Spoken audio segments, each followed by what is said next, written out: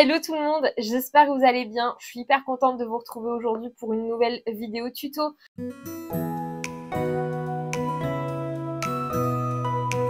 Aujourd'hui, on réalise ce gros bébé.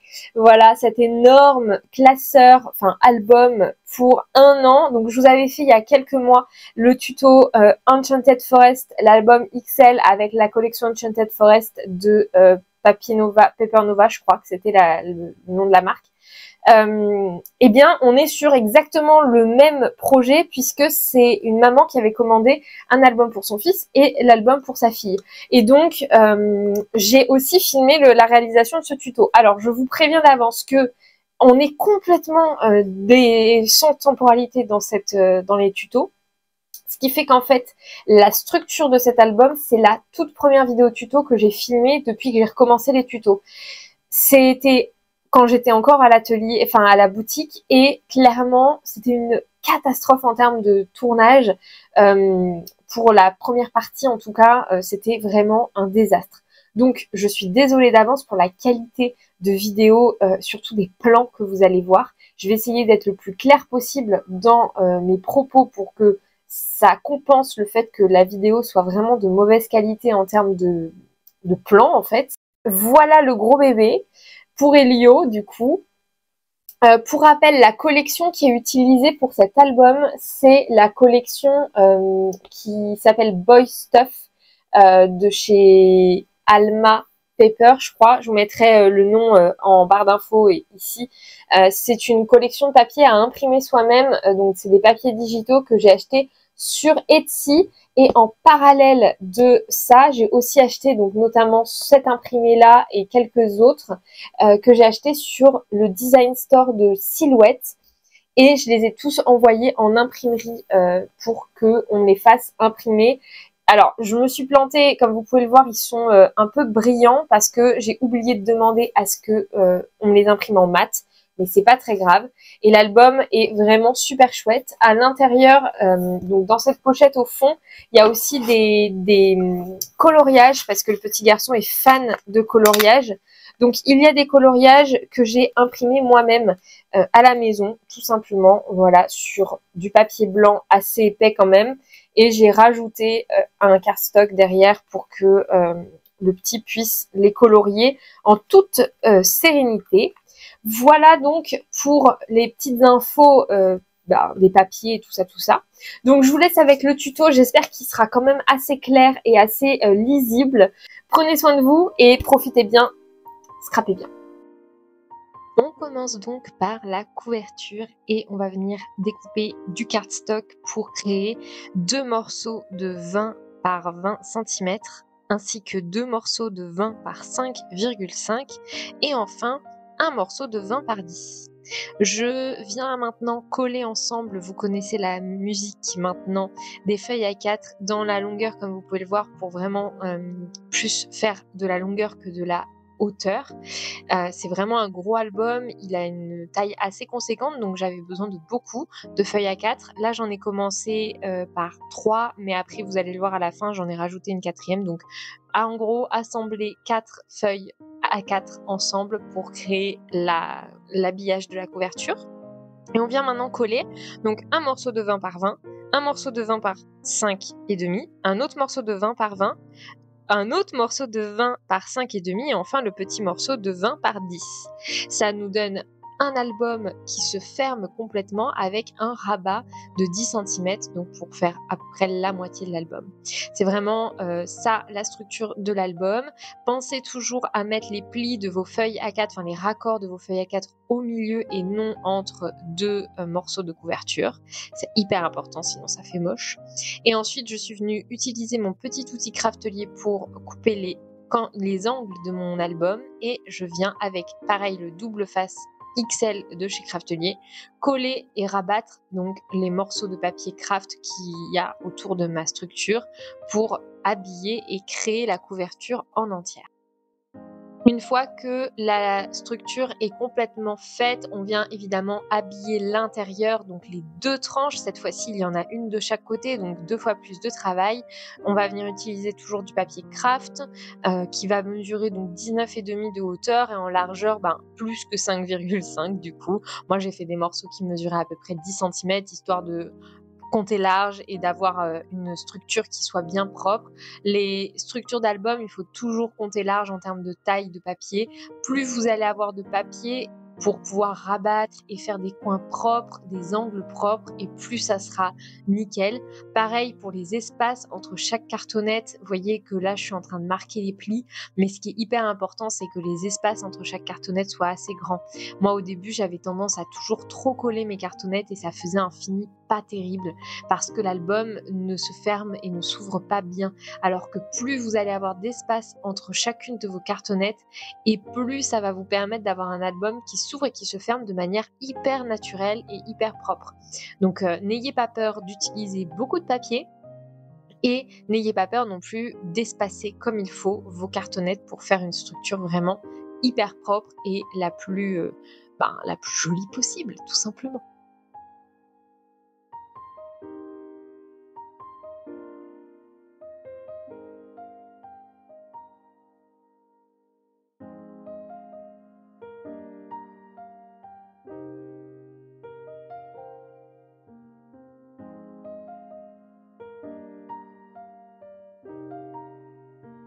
Je vous conseille toujours de laisser votre structure sécher à plat, donc marquez bien les plis, mais après laissez votre structure sécher à plat pour que le papier prenne pas de mauvais plis et se forme bien.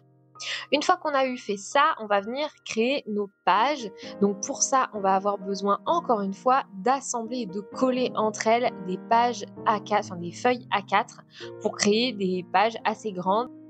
Pour ce faire, je viens prendre 6 feuilles A4 que je vais coller dans la longueur pour me donner des longs morceaux que je vais ensuite venir couper et plier à différentes longueurs. Déjà en termes de hauteur, on est sur du 19 centimètres de haut et en longueur, on va faire une première page que l'on va plier à 19 centimètres, puis à 23 centimètres et enfin on coupe à 42 pour avoir une page avec 2 morceaux de 19 et au centre une tranche de 4 centimètres. La deuxième page, on va venir la plier à 19, la plier à 22 et enfin la couper à 41 centimètres pour avoir un résultat qui va avoir 2 morceaux de 19 centimètres et au centre une tranche de 3 centimètres. La dernière page, on plie à 19, on plie à 21 et enfin on coupe à 40 centimètres. Ça nous donne donc un total de 2 pages de 19 centimètres et une tranche de 2 centimètres.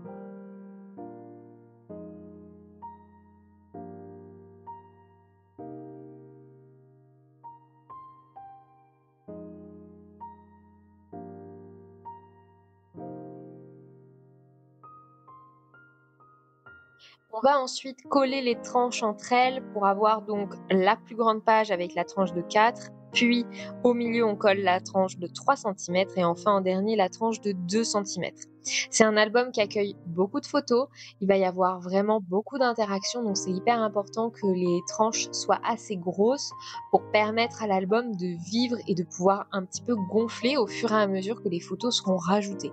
C'est très important de faire ça, c'est donc pour ça que j'ai choisi cette relure en U parce que ça va être un album qui va être beaucoup manipulé, donc la relure en U c'est la plus stratégique, mais aussi c'est une certitude, ça va permettre à l'album d'avoir une épaisseur beaucoup plus importante que si on utilisait une relure par exemple en couture ou encore en accordéon.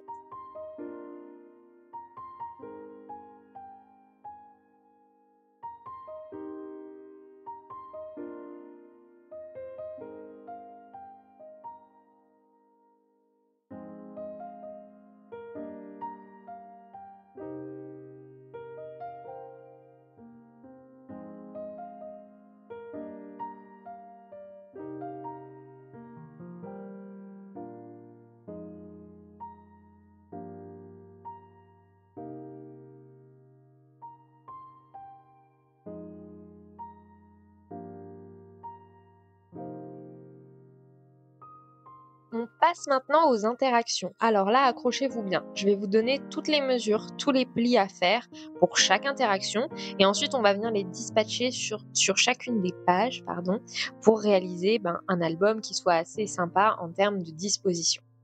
Donc, la première interaction qu'on va faire, ce sont toutes les cascades.